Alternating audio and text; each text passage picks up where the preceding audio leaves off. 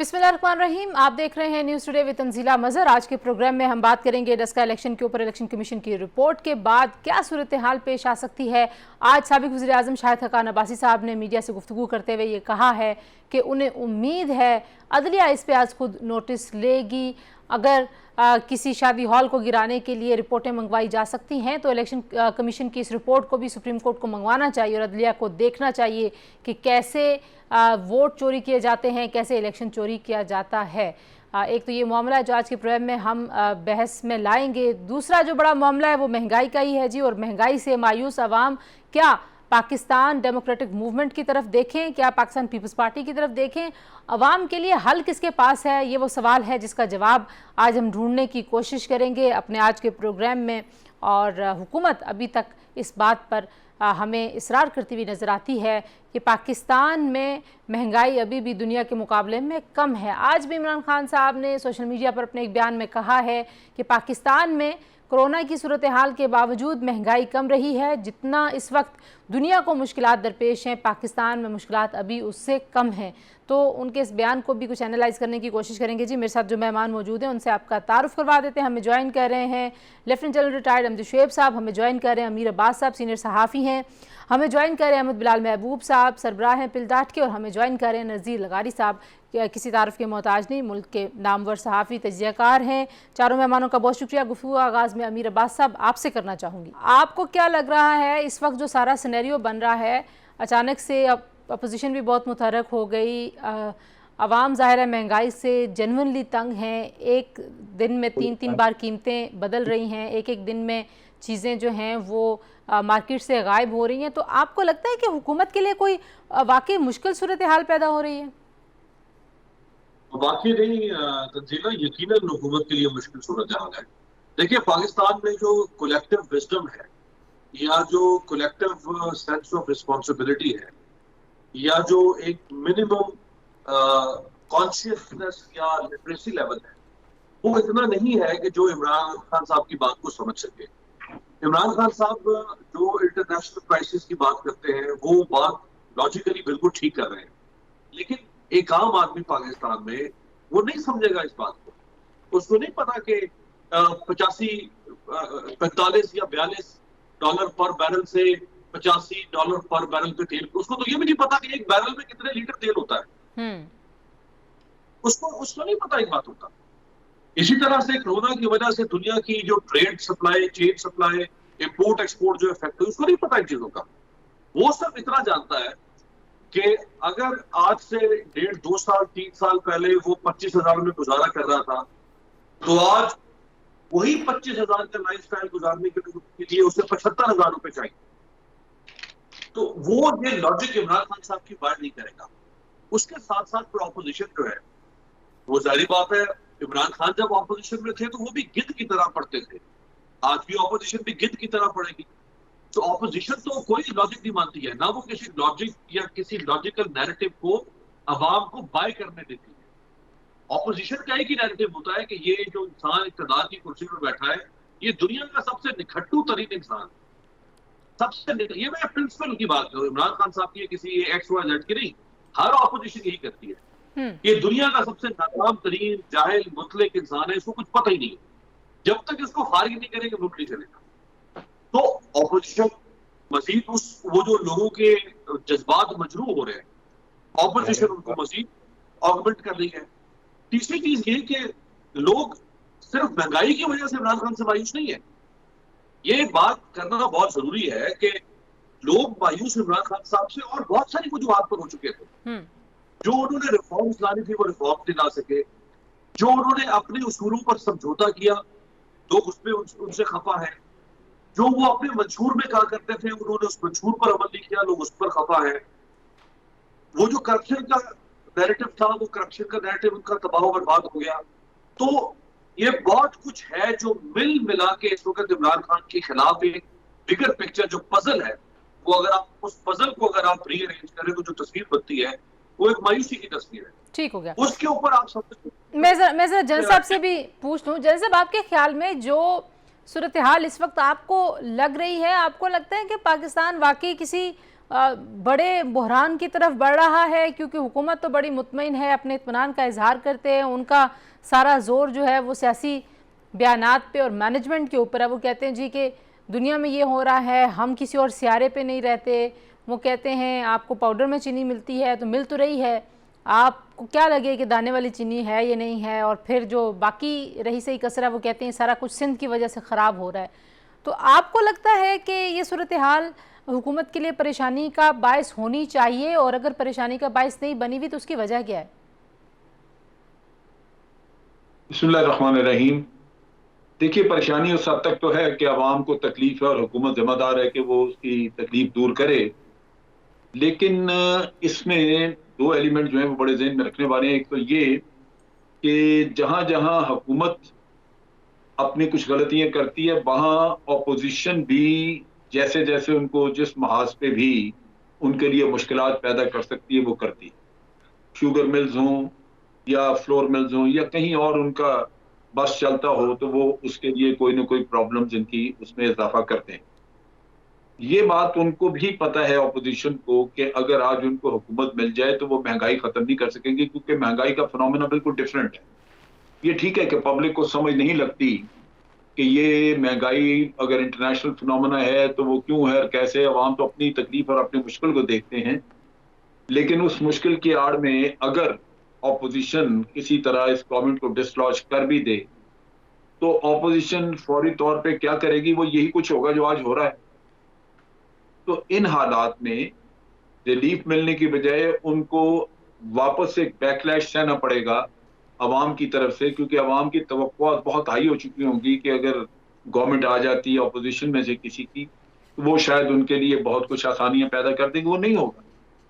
इसलिए गवर्नमेंट को इस स्टेज के ऊपर कोई भी हिलाना नहीं चाहेगा। मेरा नहीं ख्याल कि ऑपोजिशन इस वक्त गवर्नमेंट को हिलाना चाह रही, लेकिन डेफिनेटली गवर्नमेंट की परफॉर्मेंस को वो खराब करना चाहते हैं। पहले भी गवर्नमेंट की परफॉर्मेंस जो है वो बहुत अच्छी नहीं थी, लेकिन इन चीजों को पॉइंट आउट करके जो कि इंटरनेशनल फिनोमेना उसको भी गवर्नमेंट के कंधों पर डालेंगे कि जी इन्हीं की जिम्मेदारी थी, इन्होंने तबाह किया, पेट्रोल महंगा कर दिया, ये कर दिया, वो कर दिया। नतीजा ये कि अगले इलेक्शन में उनको इस बात की सहूलत रहेगी कि अगले इलेक्शन में डेफिनेटली वो उनका पलड़ा थोड़ा भारी होगा, क्योंकि ये सारे जितने भी नेगेटिव्स हैं वो डाल देंगे पीटीआई के खाते में। तो ये वो चीज है। मेरे ख्याल कि ये हुकूमत को इस वक्त कोई ऐसा खतरा है, क्योंकि इनको हटा के तो अपने गले में मुसीबत कोई नहीं डालेंगे। अच्छा, आपको भी अबीर अब्बास, आपको भी लगता है कि ये मसाइल की आड़ में सियासत होगी, या आपको लगता है कि वाकई एक तरफ शहबाज शरीफ कहते हैं कि चार्टर ऑफ इकोनॉमी होना चाहिए, एक तरफ वो कहते हैं कि हमने तो जब ये पार्लियामेंट वजूद में आई थी हमने तभी कह दिया था कि हम सबको कौमी मसाइल पे मिल बैठना चाहिए, या आपको लगता है कि किसी बेहतर सूरत हाल की तरफ भी जा सकती है सारी मूवमेंट? देखिए, मैं तो बड़ा एक ऑब्जेक्टिव किस्म का एनालिसिस आपके सामने रखूंगा। मेरे लिए तो ना इमरान खान साहब चाहिए हैं, ना शहबाज शरीफ और आसिफ जरदारी चाहिए हैं। जितनी बदतरीन कारकर्दगी इमरान खान साहब की है, उतनी ही बदतरीन तर्ज सियासत मुस्लिम लीग नून और पीपल्स पार्टी का है। यानी ना इमरान खान साहब ये मुल्क संभाल पा रहे हैं और ना ही मुस्लिम लीग नून और पीपल्स पार्टी के पास कोई प्लान बी है। अगर कोई प्लान बी इनके पास होता तो ये इन 3 सालों में सिवाय एक गर्दान सुनाने की तंजीला कि ये सिलेक्टेड है, ये सिलेक्टेड है, ये फलाना है, ढमकाना है, उन्होंने कौम के सामने ये तो नहीं रखा कि भाई चीनी अगर महंगी होगी तो ऐसे कंट्रोल में आ सकती है, अगर गंदों का क्राइसिस आएगा तो यूं कंट्रोल में आ सकता है, अगर मैशत तो चले तो वो ऐसे ठीक हो सकती है, डॉलर ऊपर जाए तो ऐसे नीचे आएगा। उनके पास भी बताने को कुछ नहीं है। आप ये देखिए कि उन्होंने जो इलेक्ट्रॉनिक वोटिंग मशीन की मुखालफत की, ये 8 जमातें हैं पीडीएम में और 7 पीपल्स पार्टी नवी जमात, ये 9 जमातें मिलके एक ऐसी प्रेस कॉन्फ्रेंस नहीं कर सकी कि ये इलेक्ट्रॉनिक वोटिंग मशीन को टेक्निकली अपने टेक्निकल एक्सपर्ट्स बिठा के कौम के सामने दिखाती कि ये मशीन। अच्छा ठीक है, उनकी भी तैयारी नहीं है। जरा मुझे अहमद बिलाल महबूब साहब से पूछने दीजिए कि क्योंकि माजी में भी हम तहरीकें देखते रहे हैं, अहमद बिलाल महबूब साहब, हुकूमतों को डिसलॉज भी किया जाता रहा है और ज़्यादा जो पाकिस्तान में एक पॉपुलर नैरेटिव रहा है वो करप्शन का रहा है। आपको लगता है महंगाई एक वजह बन सकती है कि अपोजिशन की कोई तहरीक वाकई एक बड़ी तहरीक बन जाए और हम बिल आखिर जो रिफॉर्म्स होनी चाहिए उनकी तरफ भी बढ़ सकें, या आइन की पासदारी का जो नारा है उसमें इतनी जान हो सकती है और हमारी जो मौजूदा अपोजिशन है वो इतना प्रिपेयर होके कैंपेन कर सकती है? आपको ये सारी सूरत हाल जो इस वक्त बनी हुई है, महंगाई मार्च, मिलियन मार्च, लॉन्ग मार्च, ये किस तरफ जाती हुई नजर आती है? देखिए, ये सारी चीजों के अंदर लोगों के अंदर रिजेंटमेंट तो बहुत है और लोग कुछ महंगाई की वजह से, कुछ रूल ऑफ लॉ ना होने की वजह से, कुछ और वजूहत की बिना पे बहुत फ्रस्ट्रेटेड है और कुछ अपने रिलीजियस ग्रुप्स के लोग अपने एजेंडे के बायस नाखुश है। तो नाखुशी के तो बहुत से असबाब मौजूद है, लेकिन हमारा माजी का तजर्बा ये बताता है कि जब तक कि कोई एस्टैब्लिशमेंट के अंदर से को ऑर्गेनाइज्ड इनिशिएटिव ना हो इन लोगों को सपोर्ट करने का, तो कोई तहरीक की शक्ल में ये तब्दील नहीं होती। ये तहरीक की शक्ल में उसी वक्त तब्दील होती है जब कोई इस्टेब्लिशमेंट की तरफ से एक थपकी मिले, कोई एनकरेजमेंट मिले या कोई सपोर्ट का कोई इशारा मिले। तो वो मिलेगा तो फिर शायद ये कुछ बन जाए, लेकिन वो मिलेगा तो फिर वो मुल्क का क्या भला होगा उस पर। इसलिए मैं तो बहुत ज्यादा होपफुल नहीं हूँ। एक जेन्युइन अवामी तहरीक बनने के बारे में मुझे बहुत ज्यादा होपफुल तो नहीं हूँ। अभी पीडीएम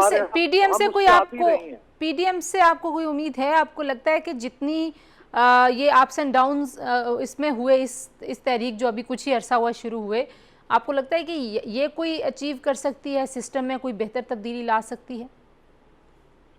और तब्दीली ला सकता है मीडिया, आप कह रही हैं? नहीं, पीडीएम पाकिस्तान डेमोक्रेटिक पीडीएम नहीं, पीडीएम मुश्किल लगता है मुझे। वो इस चैनलाइज कर सकता है, प्रेशर बढ़ा सकता है हुकूमत पे, लेकिन एक ऐसी फैसला कौन या जो समझिए कि कोई ऐसी तहरीक की जिसके नतीजे में कोई तब्दीली आ सके, वो नहीं कर सकता जब तक कि एस्टैब्लिशमेंट उसके साथ न खड़ी हो या उसको सपोर्ट न दे रही हो या कम से कम सपोर्ट का तासुर ही दे रही हो। मुझे नहीं लगता, माफ कीजिएगा मेरी पैसिविज्म से, लेकिन माजी के जो मुशाहिदात और तजुर्बात है वो तो यही बताते हैं। आप देखिए ना, इतनी बड़ी तहरीक उठा के ले आए JUIM इस्लामाबाद से, इतने दिन मौजूद रहे, इतनी बड़ी लोगों की तादाद को उन्होंने मोबिलाइज किया, लेकिन कुछ नहीं हो सका हासिल, इसलिए कि वो जिस उम्मीद पे आए थे वो उम्मीद पूरी नहीं हुई। एस्टैब्लिशमेंट उनके साथ खड़ी होने के लिए तैयार नहीं हुई। तो ये माजी में भी ऐसे होता रहा है, तो मुझे आइंदा भी ऐसे ही लगता है कि अवामी तहरीक पैदा करने के लिए जिस सस्टेन मेहनत की जरूरत होती है, सियासी जमातों में हमारे यहाँ वैसा नहीं है, वो नहीं होती। वो लंबी मेहनत करनी पड़ती है, वो करेंगे तो शायद कुछ हो जाए, लेकिन अभी उसका मुस्तकबिल करीब में मुझे होने का आसार नजर नहीं आता। जी ठीक है जी, एक ब्रेक लेते हैं जी, ब्रेक से वापस आएंगे, गुफ्तगू आगे बढ़ाएंगे, हमारे साथ रहिए।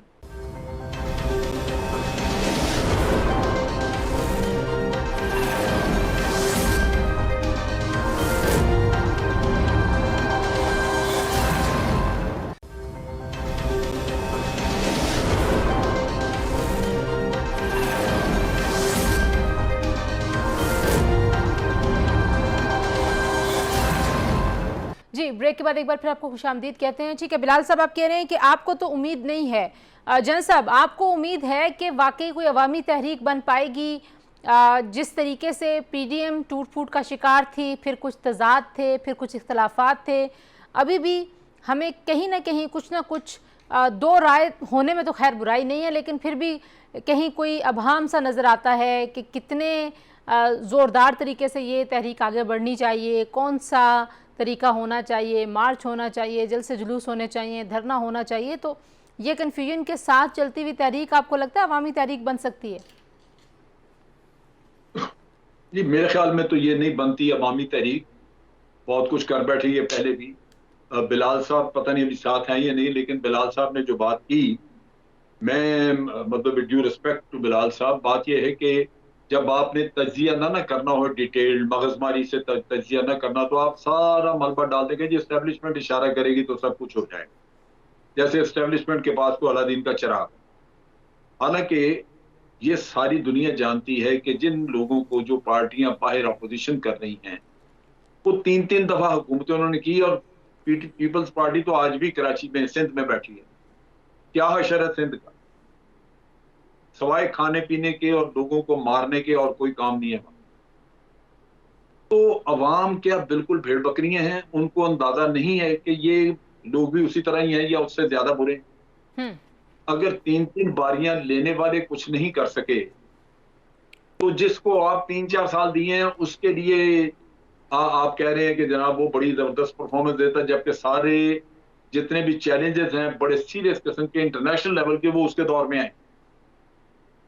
तो जो सूझबूझ रखते हैं लोग उन चीजों को एनालाइज करते हैं। एनालिसिस के लिए आपको थोड़ा सा डीपली और हिस्ट्री में पीछे देखना पड़ता है, ना कि आप एस्टेब्लिशमेंट का दरवाजा ढूंढ के तो उसके ऊपर सारा फेंक के कहें जी मैंने तजिया कर दिया। वो तजिया नहीं है। लेकिन माजी में जाहिर है एस्टैब्लिशमेंट का किरदार तो जनसब रहा है ना, उसके तो शवाहिद मौजूद हैं। ये कोई ज्यादातर मीडिया में रहा है। वैसे तो आप देखें ना, ये मैं जैसे अभी इन्होंने कहा है बड़ा आसान है, ये सब कह देते हैं इसी तरह। लेकिन एक चीज मौजूद है कि एस्टेब्लिशमेंट ने अभी 2008 के बाद बार बार कहा कि हम डेमोक्रेटिक प्रोसेस को सपोर्ट कर रहे हैं, हम डेमोक्रेटिक प्रोसेस को आगे चलता देखना चाहते हैं। लेकिन अपने गिरबानों में झांकने के बजाय जो कुछ कोई गलतियां करता है, बेड़ा गर्क करता है, अपने हुक्मरान में करप्शन करता है, जो भी करता है, एंड पे आके एस्टेब्लिशमेंट का नाम लेके बरीदुमा हो ठीक जाता है। है। ठीक है, हमने क्योंकि वो अभी इलेक्शन कमीशन की रिपोर्ट की तरफ भी जाना, लेकिन अमीर अब्बास आपका भी मुझे कमेंट चाहिए। आपको क्या लगता है, कोई होप है आपको अभी की अपोजिशन से? क्योंकि अवाम की नुमाइंदगी तो ज़ाहिर है हुकूमत भी उनके वोट लेके बनी है, अपोजिशन के जो लोग हैं उनके पास भी अवाम के ही वोट हैं। पिस अवाम रही है और अवाम की ज़िंदगी दिन ब दिन मुश्किल होती जा रही है। देखिए तंजीला, ऑपोजिशन में चले, अगर हम नून लीग या मौलाना साहब के बारे में कोई खुशगुमानी कर भी लें, पीपल्स पार्टी के बारे में किस बात की खुशगुमानी की जाए, जिसकी 13 साल से अनइंटरप्टेड हुकूमत है एक एडमिनिस्ट्रेटिव यूनिट पर, और 18वीं तरमीम के बाद जिसके पास मुकम्मल कुल्लुहुम इख्तियार है। हम उसके बारे में क्या खुशगुमानी करें भाई? वो किस शय के ऊपर बाहर निकल रही है, वो किसके खिलाफ बाहर निकल रही है? लोगों को उसके खिलाफ बाहर निकलना चाहिए ना। जो इल्जामात इमरान खान के ऊपर वो लगा रहे हैं बैड गवर्नेंस के, क्या वो बैड गवर्नेंस पीपल्स पार्टी की नहीं है? पाकिस्तान की तारीख में, 74 साल तारीख में आज तक किसी सियासी जमात को 13 साल के लिए अनइंटरप्टेड कंसेक्यूटिव हुकूमत नहीं मिली सिवाय पीपल्स पार्टी के। पाकिस्तान का दूसरा बड़ा सूबा 5.5 करोड़ की आबादी, यूरोप के कई छोटे छोटे मुल्कों से बड़ा ये सूबा है, वो किस बात का रोना रो रहे हैं भाई? आपके पास सूबा है ना, ये रहा मैदान, ये रहा घोड़ा, घोड़ा ले आप। और अभी ये जो 3 दिन पहले प्रेस कॉन्फ्रेंस की है बिलावल साहब के पॉलिटिकल सेक्रेटरी ने, जमील सोमरो ने, और मौलाना फजलुर रहमान साहब के नुमाइंदे राशिद सोमरो ने एक दूसरे के खिलाफ 3 दिन पहले, शर्म से डूब नहीं मरना चाहिए? जमहूरियत के चैंपियन बन के ये सारा कुछ बर्बाद करना चाहते हैं इक़्तिदार के लिए। उसमें क्या कह रहे हैं जमील सोमरो कि मौलाना फजलुर रहमान ने अपने भाई को कराची का डीसी लगवाया हमसे जबरदस्ती, और कई साल पुराने जो है वो केएमसी के बिल लाके हमें दिए कि मंजूर करो। ये 3 दिन पहले की बात है। और राशिद सोमरो ने जवाब दिया आगे से कि भाई तुम कौन हो तो ये बात करने वाले? सारी करप्शन का पैसा जो है वो सरदारी की मेज पर जाता है। अभी थोड़ी देर के बाद ये जफियां डाल के बाहों में बाहें डालकर आ जाएंगे और खड़े हो जाएंगे जमहूरियत की और तब्दीली के और इनकलाब के अलंबरदार बन के। हमारे में कोई उल्लू का पट्टा क्या हुआ कि हम इनके जो है वो इस सौदागरी में आ जाए, इनके व्यापार। ठीक है, मतलब आपको भी उम्मीद नहीं है, बिलाल साहब को भी उम्मीद नहीं है, अजय साहब को भी उम्मीद नहीं है। लेकिन जो हमारा अगला टॉपिक है, मैं उसकी तरफ भी इसी को कनेक्ट करते हुए चलूंगी, क्योंकि इसी कैंपेन में ये जो महंगाई के खिलाफ है, इस पीडीएम के बनने का जो सबसे बुनियादी नारा था बिलाल साहब, वो था वोट को इज्जत दो, जो नून लीग कहती है हमारा नारा है। और हम चाहते हैं कि पाकिस्तान में जब तक शफाफ इलेक्शन होंगे, हमारे मसले हल नहीं होंगे जब तक कि अवाम, वाकई अवाम का जो हक है वो खुद इस्तेमाल नहीं करते। तो जो भी आई है रिपोर्ट, आपके ख्याल में इस पर कार्रवाई क्या होनी चाहिए, किसने कार्रवाई करनी है, और उस कार्रवाई की सूरत में आपको लगता है सूरत हाल आगे कहीं बढ़ सकती है? क्योंकि आज शाहिद हक़ान अब्बासी साहब ने कहा जी कि अदलिया को कार्रवाई करनी चाहिए, सबसे ज़्यादा उम्मीदें उन्हें अदलिया से हैं। पहली बात तो यह है कि इलेक्शन कमीशन ने वाकई एक बड़ा गैर मामूली काम किया है। पिछले 2 साल में इलेक्शन कमीशन ने अपने जिंदा और असर्टिव और इंडिपेंडेंट होने के बहुत से सबूत फराहम किए हैं, और ये उनमें से एक लेटेस्ट डेवलपमेंट है जिससे कुछ उम्मीद पैदा होती है कि इलेक्शन कमीशन शायद एक आज़ाद ही नहीं, एक बाकायदा ताकतवर इदारे के तौर पे सामने आएगा जो उसे होना चाहिए। अब इलेक्शन कमीशन देखें, ये तो उनकी पहली फैक्ट फाइंडिंग रिपोर्ट जिसमें उन्होंने काफी सबूत इकट्ठे कर लिए हैं। अब या तो वो खुद इस्तगासा दायर करें, रिपोर्ट दर्ज कराएं क्रिमिनल एक्ट की। उन्होंने बहुत से लोगों के ऐसे इक़दाम को नरेट किया है जिनके ऊपर क्रिमिनल केसेस बन सकते हैं, तो वो क्रिमिनल केसेस दर्ज करवाएं उनके ऊपर पुलिस स्टेशन के अंदर और उन केसेस के मुद्दई बने। मेरे ख्याल में अदालतों के ऊपर छोड़ना कि वो सो मोटो लें, वो भी ठीक है, लेकिन ये यतीम मुकदमा नहीं है, इसके लावारिस नहीं है। इलेक्शन कमीशन इसके पीछे खड़ा है, उसको अपने वकीलों को इसके ऊपर दायर करवाना चाहिए मुकदमा सब लोगों के ऊपर जिनके ऊपर क्रिमिनल केसेस हैं। लेकिन ये सारे जूनियर लोग हैं निस्बतन, मेरे ख्याल में उनको इस बात की कोशिश भी जारी रखनी चाहिए कि ये सिरा कहाँ जाता है, कहाँ से उनको हिदायत मिली थी। अब ये असिस्टेंट कमिश्नर जो है वो खुद से ये काम नहीं करेगा, मुझे नहीं लगता कि वो क्यों करेगा, उसका क्या फायदा है। उसको पॉलिटिकल बॉसेस ने उसको इंस्ट्रक्ट किया होगा। तो वो कौन है पॉलिटिकल बॉस? एक को उन्होंने आइडेंटिफाई किया है, बाकियों को करना बाकी है, वो करें और फिर इनके खिलाफ जिनका पता चल चुका है उनका अदालतों में दायर करें मुकदमे, चालान दाखिल हों, और जिनका नहीं हुआ उनकी तलाश जारी रहे। अगर ये सजा हो जाएगी 2023 के इंतखाबात से पहले, तो फिर तो हमारे इंतखाबात कोई बेहतर होने की उम्मीद की जा सकती है। और अगर ये छूट गए और कोई मुकदमा न दायर हो सका या मुकदमा साबित न हो सका, तो फिर ये समझिए कि आइंदा इस किस्म की रिगिंग करने की खुली छूट मिल जाएगी लोगों को, वो करते फिरे जो करते फिरे। जी एक ब्रेक लेते हैं जी, और इसी बात पे मैंने गुफ्तगू को आगे बढ़ाना है। ब्रेक के बाद हमारे साथ रहिए।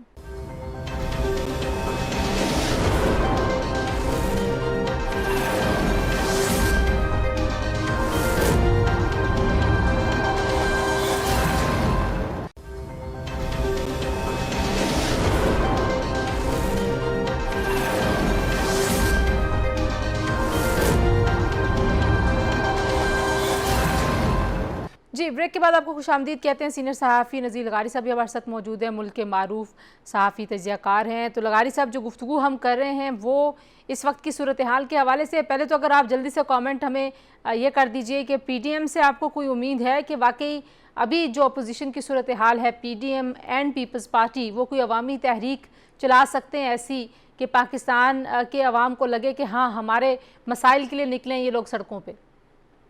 सूरत हाल पैदा हुई थी इस साल के अवाइल में, वो सूरत हाल दोबारा पैदा होने के इम्कानात बहुत कम है।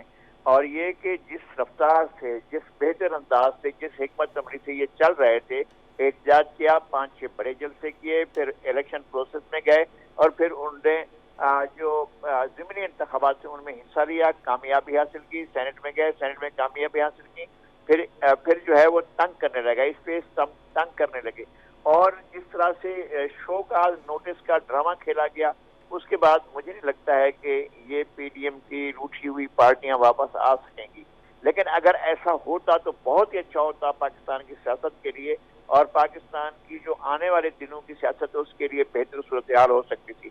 लेकिन ट्रस्ट डिफिसिट इतना बढ़ चुका है, ये नहीं लगता है कि शहबाज शरीफ की कोशिशों के बावजूद सिद्ध के दिल से एक दूसरे के साथ चलने के लिए आमादा हो सकें। वो पार्टियां जिनको निकाल दिया गया या जो निकल गई हैं पार्टियां, उनका वापसी के इम्कानात मुझे मालूम नजर आते हैं। और डस्का इलेक्शन के ऊपर जो रिपोर्ट आई है लगारी साहब, उसके ऊपर क्या पेशरफ्त आपको लगता है कि हो सकती है? क्या ये हुकूमत के लिए किसी परेशानी का बायस बन सकता है? क्या ये कोई टर्निंग पॉइंट साबित हो सकता है कि इतने ज़्यादा सबूत आ जाएं, इतने शवाहिद सामने आ जाएं? या जिस तरीके से पीटीआई इलेक्शन कमीशन को डिस्क्रेडिट करती रही है, आपको लगता है कि वो इस मामले में भी वही डिस्क्रेडिट करना ही जारी रखेंगे? एक तो ये कि बहुत ही हट धर्म किस्म की हुकूमत है। पाकिस्तान की तारीख में ऐसी कोई हट धर्म, नाकाम, नाअहल, नालायक हुकूमत पाकिस्तान की, मैं एक तजियाकार के तौर पर, एक आज़ाद राय रखने वाले शख्स के तौर पर कह रहा हूँ, मेरी कोई सियासी मुखालफत का इशू नहीं है। ऐसी हट धर्म और नाअहल हुकूमत पाकिस्तान की तारीख में पहले कभी नहीं आई। मुझे ये लगता है कि ये याहिया खान से भी ज्यादा खतरनाक, हद तक तबाहकुन हुकूमत है, जो जितना ज्यादा चलेगी उतना ही ज्यादा मसाइल पैदा करेगी। मेरा ख्याल है कि इलेक्शन कमीशन ने अपनी क्रेडिबिलिटी बहाल की है, डस्का में भी और डस्का से पहले और बाद के ज़िमनी इंतखाबात में नहीं। लोगों का एक एतबार कायम हुआ है कि अगर इलेक्शन कमीशन इस तरह का है तो इस पर जो एतबार किया जा सकता है कि इलेक्शन चोरी गालिबन नहीं हो सकेंगे।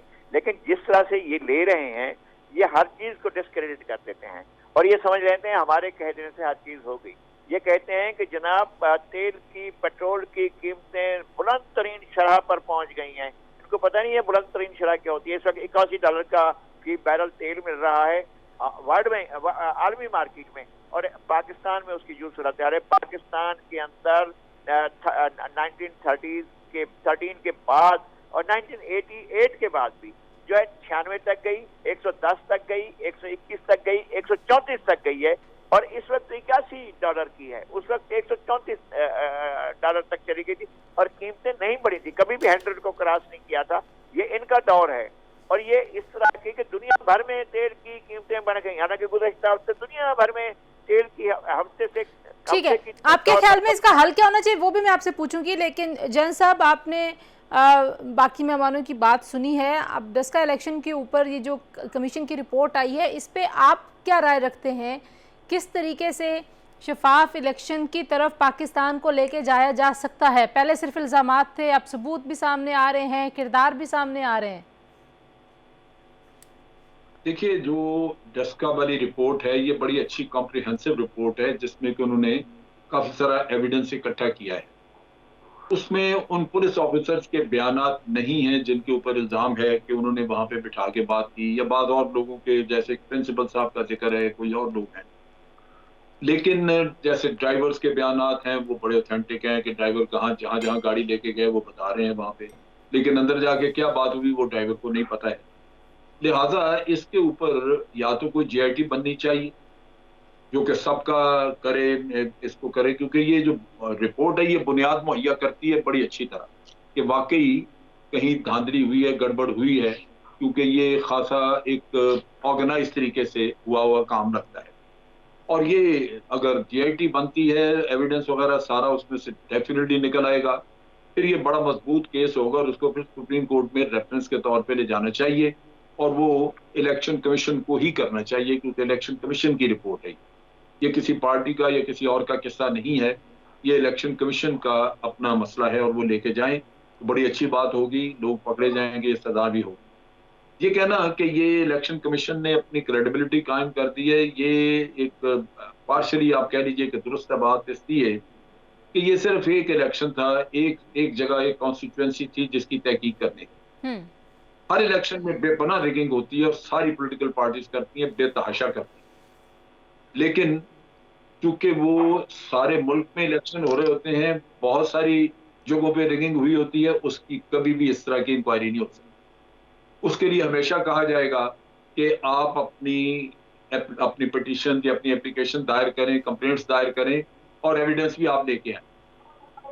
चुनाचे इलेक्शन जब जनरल इलेक्शन होंगे उसमें यही रोना रोया जाएगा जो पहले आप रोते रहे हैं। ये तो एक कॉन्स्टिट्यूएंसी थी इनके हाथ से लगी हुई थी जिसको उन्होंने 3-4 महीनों में उसकी कर ली इंक्वायरी, बाकी नहीं हो सकेगा। और इलेक्शन इसी तरह ही होंगे और वो इसी तरह ही डिस्प्यूटेड रहेंगे हमेशा की तरह और रोना रोते रहेंगे ये लोग। इस रोने से कैसे जान छुड़ाएं लगारी साहब? इस रोने से अब जान कैसे छुड़ाई जा सकती है?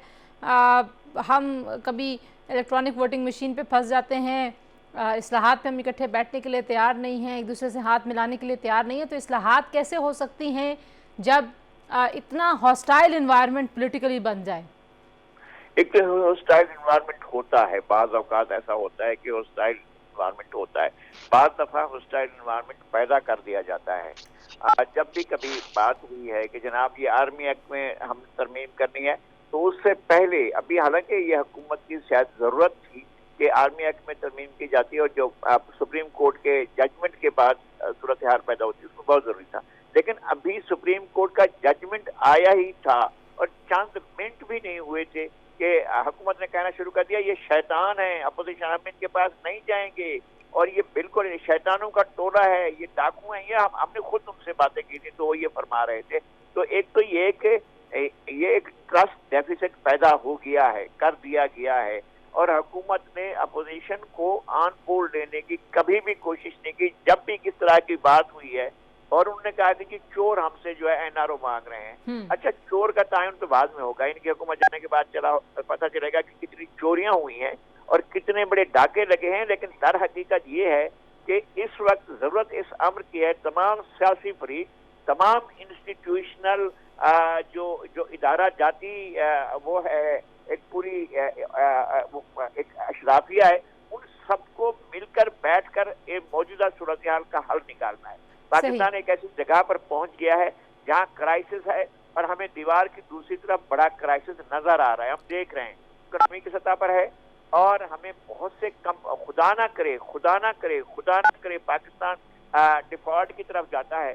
हमने बहुत कंप्रोमाइजेस करने पड़ेंगे, हमें बहुत कुछ लूज करना पड़ेगा, खुदा ना खास्ता। अच्छा, जो आप बात कर रहे हैं, मैं अहमद बिलाल महबूब साहब, खुदा ना खास्ता किसी बहरान से बचने के लिए, और ये एक बड़ा नारा है आइन की बहाली, आपको लगता है कि ये मौजूदा सारी सूरत हाल कहीं अल्टीमेटली ऐसी तहरीक में बदल सकती है जहाँ पे वाकई जो आइन ने वोट को इज़्ज़त दी हुई है, जो आइन में सारे प्रोसेस की शफाफियत को इंश्योर किया हुआ है, हम वो अचीव करने की तरफ एटलीस्ट बढ़ना शुरू हो जाएं, बातचीत शुरू कर दें? आपके ख्याल में, आखिरी कमेंट आपसे मैं चाह रही हूँ, आपके ख्याल में इसका क्या हल है और ये कैसे सूरत हाल जो है ये कुछ बेनिफिशियल हो सकती है सिस्टम के लिए, कॉन्स्टिट्यूशनल जो हमारी रिफॉर्म्स होनी है उनके लिए?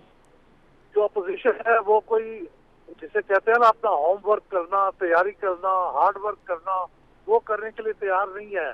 उठ के नारे लगाते हैं, टीवी के ऊपर बैठ के बयानात दे देते हैं, तकरीर कर देते हैं। ऐसे काम नहीं होता। मिसाल के तौर से डस्का के इलेक्शन में PMLN जिसको इससे नुकसान पहुंच सकता था, उसने कभी मुतालबा नहीं किया डट के इतनी सख्ती के साथ जितना करना चाहिए था कि उसकी तहकीकात की जाए। ये तो इलेक्शन कमीशन अपने इनिशिएटिव पे करता रहा है। PMLN ने उतना जोर दिया जितना उसको देना चाहिए था। तो मेरे ख्याल में अपोजिशन को थोड़ा सा मजीद सीरियस होना चाहिए, उनको मदद करनी चाहिए। वो पॉलिटिशियन है, उनके पास सबूत मौजूद है, इलाके के मौजूद है, वो उन तक पहुंचाए और उनको हेल्प करें। खाली बढ़ के मारने से और नारे मारने से सारे काम नहीं हो जाए। जी बिल्कुल ठीक है, थैंक यू सो मच जी। और इस सारी सूरत हाल में उम्मीद और इम्कानात जो हैं वो काफ़ी कम नज़र आ रहे हैं मेरे एनालिस्ट को, लेकिन एक सूरत में पाकिस्तान आगे बढ़ सकता है जब पाकिस्तान के जो तमाम इदारे हैं, पाकिस्तान की जो इलीट है, क़यादत है पाकिस्तान की, अशराफिया, वो ये सोचे कि पाकिस्तान को इन मसाइल से निकलने के लिए जिन इदारा जाती इस्लाहात की ज़रूरत है, उन इस्लाहात के बगैर पाकिस्तान आगे नहीं बढ़ सकता। आज के लिए इतना, अपना बहुत सारा ख्याल रखिए, अल्लाह हाफ़िज़।